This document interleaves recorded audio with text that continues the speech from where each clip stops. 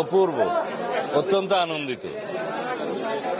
আমার এই অনুভূতি প্রকাশ করার মতো না।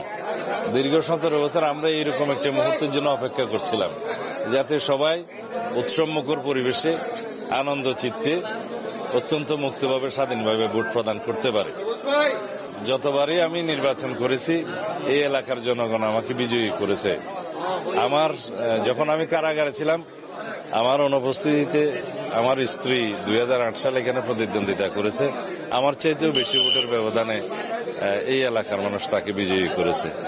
এই এলাকার মানুষ আমাদেরকে ভালোবাসে, আমাদের উপর আস্থা রাখে, আমাকে বন্ধু মনে করে।